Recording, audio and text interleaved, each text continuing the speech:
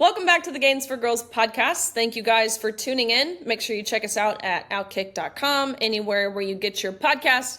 Super exciting news because Fox Nation will now be running my show, other OutKick shows on their network, so be sure to check that out at foxnation.com. Today's guest is one I am super excited for.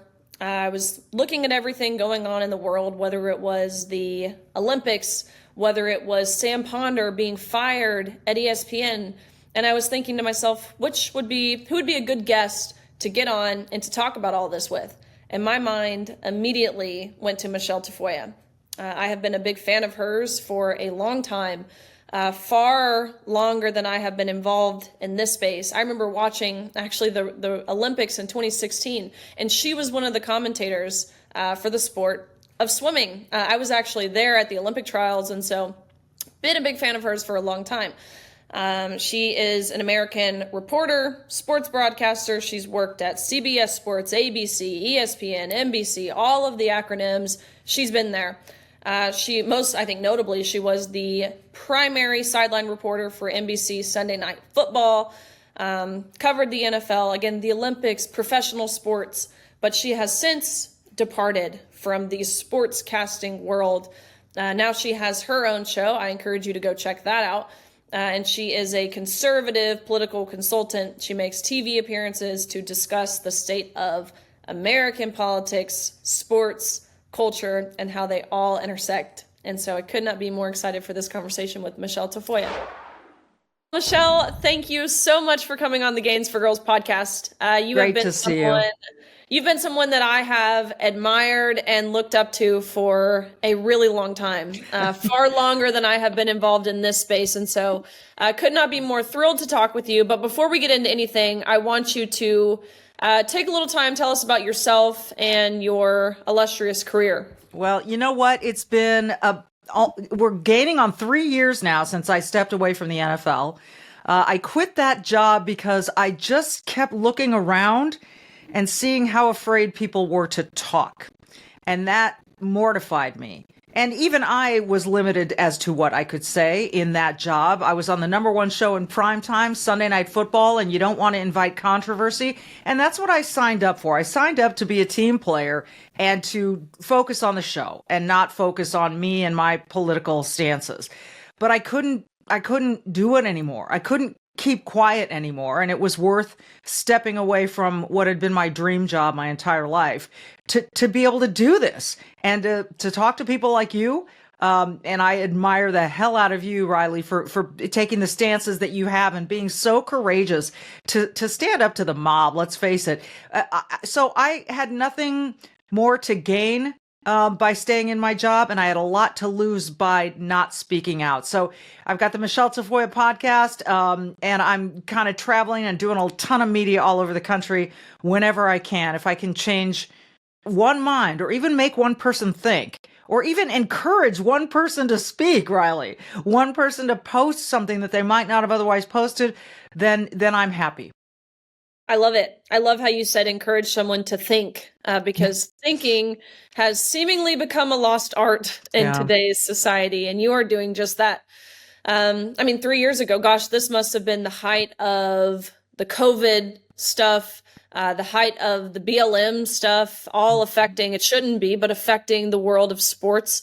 We saw how this affected Sage Steele, another beautiful, overly qualified, authentic, genuine, really just one of the kindest people I've ever met in my entire life. We saw how this affected her at ESPN, a similar story to yours, honestly. And now, another wonderful woman at ESPN, Sam Ponder.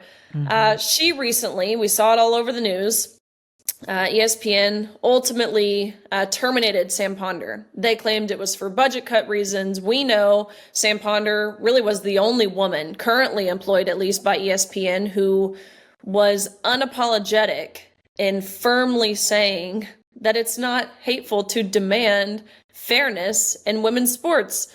So I believe it's no shock, no surprise that she was one of two. The other one was RG3. Another Christian, another wonderful human, I believe. But nonetheless, this was 3 weeks before the start of football season. And so I wanted to get your take on Sam Ponder and what happened to her. Yeah. 3 weeks before the season, as you mentioned. So the story could have gotten a lot less attention, at which you would think ESPN would want, had they done it maybe during the Olympics or during the middle of the summer. But they waited until the 3 weeks before the NFL season. And that her show, Sunday NFL Countdown, was coming off its best ratings season in years. So I'm not sure what was going on there or why, but I think, like you said, I think we can guess. You've got, it is interesting how they're both Christians. There are still Christians employed at ESPN. I don't want to imply that they're firing all their Christians. But with Sam, Nancy Armour, a writer for USA Today, called Samantha Ponder a bigot. She said it was just unveiled bigotry that she did not want biological men competing against women. This is such an insult. And I feel for Sam that she had to go through that to begin with, but I admire her for standing up to it and saying, I don't care what Nancy Armour says. And quite frankly, I don't care what Nancy Armour says. It is not bigotry to say that women have fought for fairness on the playing field for decades. They finally get it through Title IX. And now, and what? We see men boxing women at the Olympics. So this is absurd. And you're right. She is the only woman who is currently employed at ESPN who had the guts to say it. Yeah, this piece by Nancy Armour, I remember reading it when it came out, probably a year ago. I think it was in May of 2023. And I was appalled. This was still, I think at the time, I was newer to the space. I knew media bias. Of course, I knew media bias existed. But reading this piece in USA Today, I was heartbroken. I felt demoralized is how I felt. Another woman could write this about a woman standing up for women. Yeah. It was mind-blowing to me. But now we've seen other personalities, commentators, analysts at ESPN, one being Kirk Herbstreit, who came out and said, look, I think, he's someone who I admire greatly too. He came out and said, look, what we're seeing is quite frankly, total BS to allow men into women's sports. I imagine he's a person who has too much power at ESPN. He's one of the greats. I can't imagine they'll take drastic measures to get rid of him. Well, it's interesting, Riley. I haven't seen Nancy Armour write an article. Maybe I missed it. Has she called Kirk Herbstreit a bigot? Or does she only attack women? I'm just wondering, for a friend. Listen, I was so happy when Kirk said that on OutKick, to our friend Dan Dockich. And he said, I don't give two you-know-whats anymore. I've got to say it. And, I've been in touch with Kirk, and my hope is that he's sort of, poking another hole in the dam, and we start to see a flood of these, expressions come out from other men. But you and I have talked about this in the past, and I believe this to be the case. We can't want it more for them than they want it for themselves. These women who are dealing with this have to stand up for themselves as well. We can say and shout all we want, but some of these women have to be willing to say, you know what, I'm withdrawing from this race, or I'm withdrawing from this boxing match, or I refuse to compete in this cycling velodrome race because there are biological men in the women's category. I'm not going to do it. And you and I both know Jennifer Say, and she has started a fund through XXXY Athletics that will help support the courage of these any women who are willing to say, screw it. This is not worth it to me. Totally. And similarly to how you mentioned with your job with NBC, you were at this point where you didn't have a whole lot to gain, but you had a whole lot to lose. That's these women too. They have so much to lose. So I think it's crucial in incentivizing. Look, if you don't compete, we have a fund for you. If you're worried about losing out on prize money, don't be. It's right here. I think it's so important. You mentioned that again. Everyone should go to XXXY Athletics and check out that prize fund. It's essentially a courage scholarship for women, for young women, what have you. People who Chip are in $5. Chip in $5 just to help. Easy. That's a Starbucks drink. Yes. Total. You mentioned men too. I think another important piece. We talk a lot about women and where are the feminists, but I think we should be asking ourselves the question of where are the men. We talked about Kirk. There was another story going around about Dan Orlovsky. Yeah. Which, let me start by saying again, I'm a fan of his. He seems like a wonderful family man. Again, another person who is strongly convicted in his faith. But he put out a tweet that said, "Protect our daughters." Short, sweet, seemingly uncontroversial, wrong. It was rumored that this was deemed controversial by ESPN standards. Orlovsky, he then deleted the tweet. He got tons of pushback on social media, specifically what I saw on X. Now it's being said that he deleted the tweet because he had bad info on the boxer at the Olympics, the boxer who previously had been barred from world championships because of failed gender sex eligibility requirement tests. But regardless of the reason why, he deleted a tweet that 99.9% of people would not see as controversial or even political. And so what's your take on this? Do you believe that ESPN saw this as something that ultimately harmed their reputation?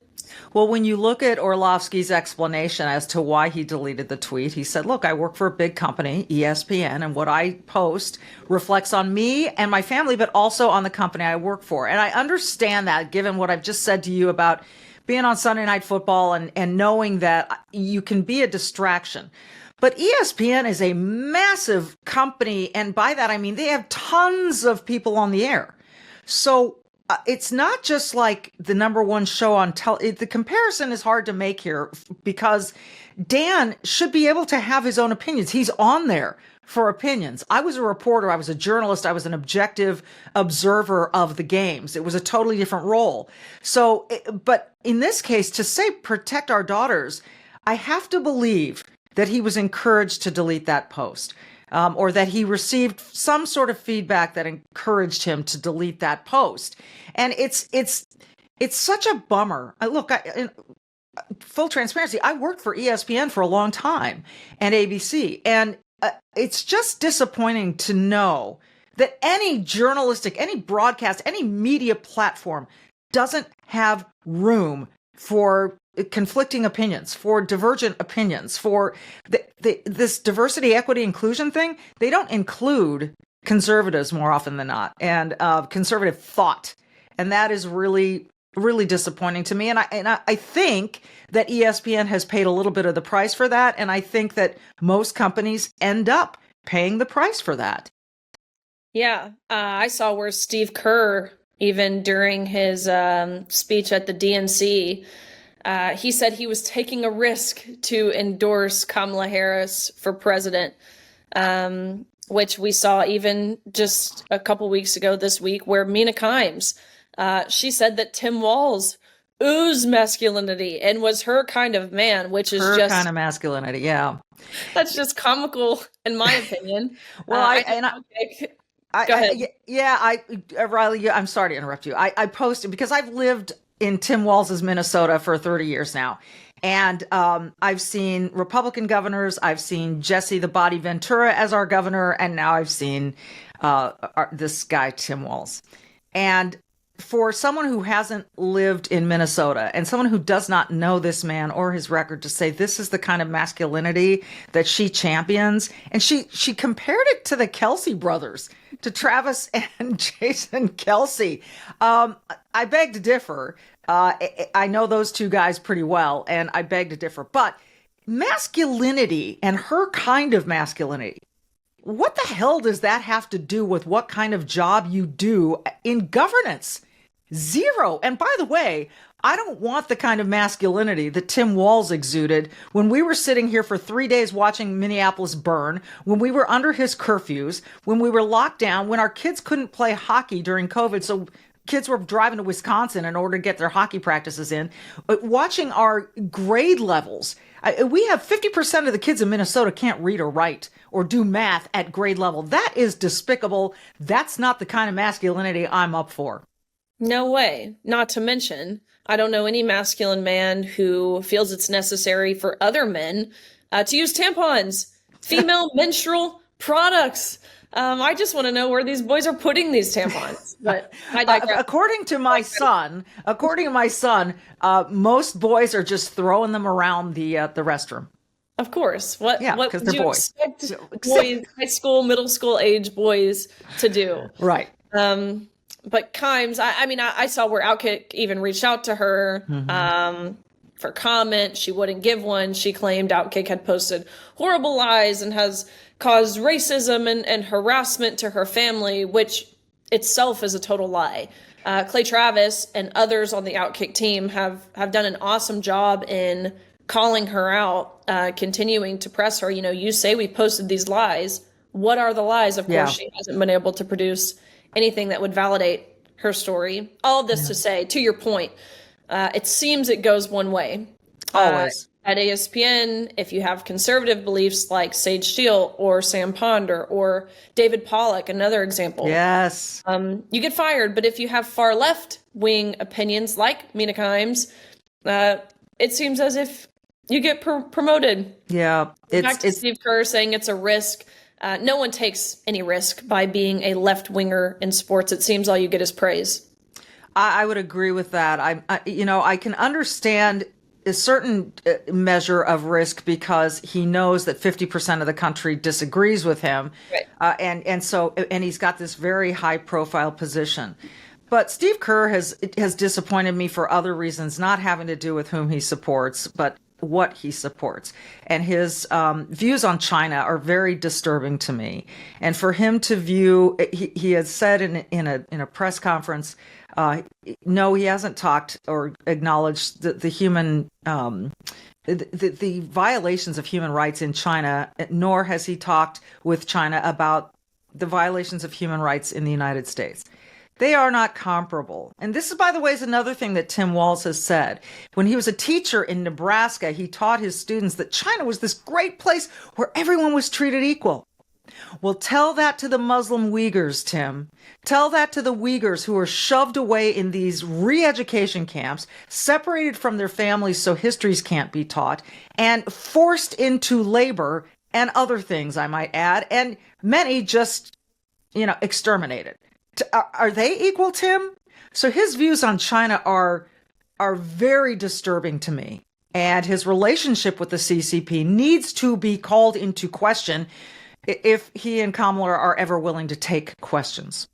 Of course. I agree. That's not the only lie that Tim Walz has told or the only narrative that he's pushed along. We've seen, of course, the stolen valor, where he has claimed that he has been in combat, that he's fought overseas, when that's a total lie. We saw even just recently where he said that his wife was able to produce children with the help of IVF, but then his wife came out and said, I haven't done IVF. So there have been lie after lie after lie, not to mention no plans, no policies thus far at the time of that we're talking that they have said, here's how we're going to take action. No, they're campaigning on lies. And the policies that they have talked about have been directly from Trump's platform. Yeah, no taxes on tips. Yeah, it's comical. I think they're relying on their voting base being entirely uninformed, which is tragic that we do have people who would see what they're doing, what this ticket is, what they stand for, or I guess better yet, what they don't stand for. Right. And still being willing to vote. Well, the hatred of Trump, as you know, Riley, is so extraordinary that they're willing to put the country second. I mean, that suddenly Kamala Harris is no longer the border czar. That suddenly, and Kamala Harris, by the way, wants to raise corporate taxes to a rate that would make us perhaps the highest corporate tax rate in the world, which doesn't help. It doesn't help workers. It doesn't help bring manufacturing jobs back. And we just this morning, before you and I sat down to talk, got a revised jobs numbers that was exceedingly lower than the original number from last year or from a year ago. So there's a lot of smoke and mirrors going on in this notion of joy. And when we campaign on hope and joy, which I noticed they're not saying hope and change anymore, because they're not going to change what we've been enduring for the last 3.5 years. If anything, it's going to get worse. And it is frustrating, Riley. I share your frustration that people are willing to overlook like facts and real data in order to feel happier in a moment and not look over what would happen over the next 4 years, which quite frankly keeps me awake at night. And I'm not exaggerating. No, agreed. They do it for vibes, they say. Yeah. It's crazy. But you've spent lots of time covering the Olympics with NBC. Yeah. What's the shift been like for you? At one point, of course, so heavily involved, you're there, you're interviewing athletes after they win gold medals, to now kind of being on the other side and watching the screen. What are some of the changes that you've seen? Well, this year's Olympics in Paris, the opening ceremony was just too much for me. Some of it was very good, but some of it was just really. I'm this whole idea of forcing this gender ideology down our throats, time after time after time after time, in an effort to normalize it. And just move away from these sort of just, I guess, classic norms that, by the way, propagate our species, is weird to me. There were some things I really loved watching on NBC, and so I didn't really have any complaints about coverage necessarily. But I don't. Again, the men boxing against women, and both of those men won gold medals, is extraordinarily disappointing to me. And people sort of tiptoeing around that whole issue. And the president of the IOC saying, well, it's really tough to clearly determine what is female and what is male. No, it's not. No, it's not. It's XX or XY. And so we're in a really weird place. And I'm just kind of a common sense person. And none of this makes common sense to me. No. Rowdy Gaines is my cousin, right? Yes, and I love Rowdy. I just love him. It's so funny that are you really cousins? Apparently, we did a genealogy test, and apparently we are 6 cousins first removed. Whatever that is. No wonder you're both great swimmers. I mean, you got some sort of genetic thing going on there. I know it, but he's great. I always enjoy watching swimming, of course, because I enjoy watching swimming. But yeah. I think more so, I enjoy listening to Rowdy commentate, provide the coverage. He's wonderful. He and Dan, I got to do 2 Olympics and a World Championships with them, and numbers of USA qualifying in Omaha for the U.S. Olympic team with Rowdy and Dan. And I had some of the best times I've ever had in my life. When I covered swimming in Rio de Janeiro in 2016, Riley, I would leave that aquatic center every night going, I can't believe I get paid to do this. It was a blast. That's awesome. We mentioned IVF. You have a beautiful adopted daughter, am I right? And a son who was born with the help of IVF. You know what? Our son was a complete miracle, Riley. We did multiple rounds of IVF. We had big time infertility issues. And where the distinction between IVF and what he and his wife did is IVF is really invasive, really expensive, right. And it's difficult to get good results, and we never did. We lost multiple pregnancies, and I can talk about it now without crying because ultimately we had this miracle baby in my son, and then my husband looked at me and said, you know what? Now we get to adopt. And so we went down to Colombia, Bogota, and adopted our incredible gift of a daughter who is now 15. And so I can talk about this without crying, except so sometimes I feel tears of joy about my kids. I'm so lucky. But IVF does matter to me. At the same time that I've been through all of this, that I'm so glad that my daughter's biological mother did not have an abortion and that we are the lucky recipients of this child, I remain pro-choice with some restrictions. I am not, yay, let's go abortion. That's not the kind of pro-choice I am. I like for a woman to have opportunities in the very early stages of her pregnancy to decide if something, a terrible mistake happened here. And by the way, I would also say there are other ways to not get pregnant. Okay. But anyway, I remain pro-choice. And I could say pro-life with exceptions, but I do remain pro-choice. But even given all of that, I will not vote for this ticket. And I don't allow the abortion screams and they're going to take IVF away. I don't allow that stuff to stir up fear in me because I've lived through all of it. I've seen what's available on all levels. Believe me, I won't get into too many details, but I've seen it. I've been through it. I'm sad that some women make this their top priority because I would say to you, there are women who have been raped by people who came into this country illegally without proper vetting. So wouldn't the first priority be a safe, secure border, safe domestic policy, strong foreign policy? So we are, we're strong against the enemies within and without. All of those things. Shouldn't that matter first? So I would just say to women who have abortion at the top of their list, listen, I hear your fears, but I think they're using them against you. The Democrats are using it against you just to ensure that you vote for them. If you can't afford groceries and you can't put gas in your car, and with the children you do have, you cannot choose their school, those should be bigger issues, in my humble opinion. Totally. I love that take. I agree about the portion of them using it against you. I mean, you have even people like at the DNC, Andy Beshear, the governor of Kentucky, who has a plethora of things to talk about, who spent almost the entirety of his speech talking about abortion. It just seems as if they're making this that issue. Yeah. It seems like abortion went from legal, safe, and rare to now on demand, unregulated, and as often as possible. So and maybe even taxpayer funded. Exactly. And so I think your take is strong. Last question for you. What advice do you have for young women who want to enter into the world of sports journalism or sports broadcasting? I would say first and foremost, be ready to work as hard as you've ever worked in your life.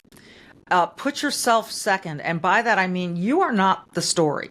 There are some reporters in all kinds of journalism who like to make themselves the story. There's activism in journalism. Don't do that. Be a journalist, which means an objective observer of the things around you and tell stories really, really well.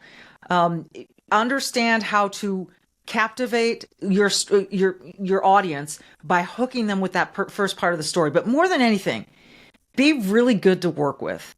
You are not, no matter how big of a star you become, the less you act like a star, the more you're going to be appreciated, and everyone's going to want to work with you. So that means the guys who are pulling cable behind the scenes. That means the people in catering. That means the guy in graphics who's grinding away in a truck 8 hours, 12 hours, 16 hours a day. Be good to work with everyone around you and work your ass off. Those are the things. And it's, again, to be a good journalist means not making the story about you, not making it all about you, but telling the story in a truthful, solid, and honest way that shines the light on the story and not on you. I love it. Well, there's no one better to give that advice than you. And so, Michelle, thank you for everything. Always enjoy talking to you. It's great to talk to you, Riley. Be well. Again, be sure to check out the Michele Tafoya podcast. She has wonderful takes, as you saw in our interview today. Thank you guys for listening this week. Be sure to check us out at OutKick.com. Again, you can check us out at Fox Nation because Fox Nation will now be airing my show, other OutKick shows throughout the course of their program. And so we appreciate you guys, and we will see you again next week.